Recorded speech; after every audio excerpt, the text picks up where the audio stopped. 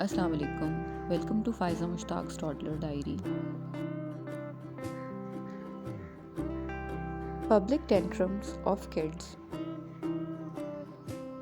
Do you feel like you can't go shopping without your toddler having a public tantrum at least 3 times a week? And of course, it's always a big one, with crying so loud that you are sure everyone in the store is staring at you. Kids or toddlers are sometimes so difficult to handle. They start throwing tantrums. Dealing with public tantrums can be overwhelming and embarrassing for any parent. No one wants to be the mom with the screaming child in the middle of the grocery store. But one way to help prevent these challenging moments is to proactively validate your child's feeling before a tantrum takes hold. You try logic, hang in, we won't be much longer, stay quiet, we are going home. But kids don't listen. Validating your toddler's feeling early can minimize a tantrum or sidestep it entirely, which is one way to deal with public tantrum. Also, don't forget to prep your child before going shopping or running because let's face it, avoiding problem is easier than dealing with them. Do you worry about not knowing when to start their training? That how should we behave in public or whenever any guest come to your place or we go outside? Children cache these behaviors sometimes. You try validating your toddler's feelings. If you see a tantrum coming, distraction might work. You could get them to help you with the shopping, point out the baby in the trolley ahead, or start singing with them. Basically, anything to make them think about something else. Your strategy one should be prepared that if your child is regularly or it's habitual that he or she will be throwing tantrum in the public, so you should be prepared about this. give Give them a job, control your reaction, and change the scenery. Use authoritative parenting and make your expectations clear that what your child is going to be done.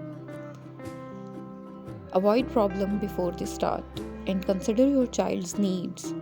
Offer reward for good behavior and be consistent and follow through. You try bribery sometimes. If you are a good girl, mommy will give you an ice cream for or dessert. No judgment. We all have resorted to it at some point because mothers are sometimes it's very difficult for them to handle a cry baby or a baby who is throwing tantrum in public. It is a embarrassing situation actually. Tantrums often happen because young children have strong feelings they don't know how to handle. A tantrum can be scary for a child because they are out of control. Keep in mind that children are more likely to lose their temper when they are hungry or tired. So don't bribe them.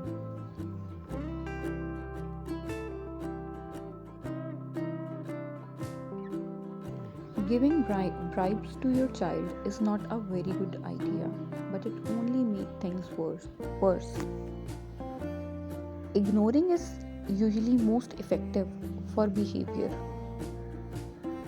like winning, crying when nothing is physically wrong or hurting, and tantrums.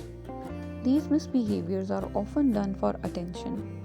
If parents, friends, family, or both caregivers consistently ignore these behaviors, they will eventually stop. And for older children, you can use 5 calming down steps like identify the emotion, what they want, and pause it, name it, support your child while they calm down, and address the issue that sparkled the tantrum. Stay close to your child and don't say much when you are in public and your child is throwing a tantrum. Your calming presence and lack of reaction will help your child calm down. Hold them close if you need to restrain physically outbursts, but you don't need to say much at all.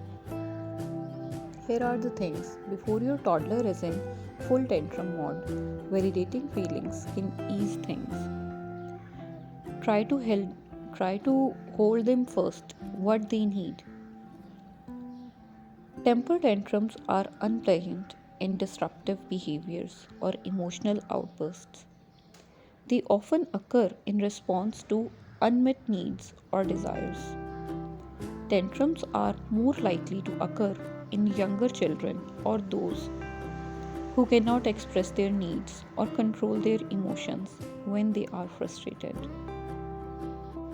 You should not say these words to your child when they are throwing tantrum, and don't tell your child how to feel. But once the tantrum explodes, validating feelings won't help, so you should stay calm. And don't lie to your child to head off a tantrum. Don't say that your child's behavior is making you sad. Don't take tantrums and the things your child says before or during them personally. Understand that tantrums are normal toddler behavior. They generally begin to occur when children are between 12 and 15 months old, peak between 18 and 36 months,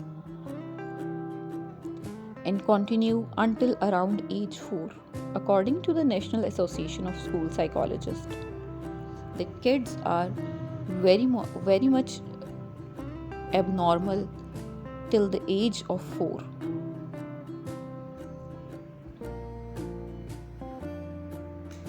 So skip bribing, logic, or pleading and instead focus on validating your child's feelings before the tantrum explodes. Take them to the nature. Start by being a calmer parent. It sounds obvious but is not that easy actually to raise a calm child. Create clear rules. Don't overschedule their lives. Help them develop patience. Implement consistent routines. Occasional tantrums and irritability are normal parts of childhood, but some kids have frequent extreme tantrums at an age when most kids have outgrown them and are irritable most of the time. Those are signs that they might have what's called disruptive mood dysregulation disorder or DMDD.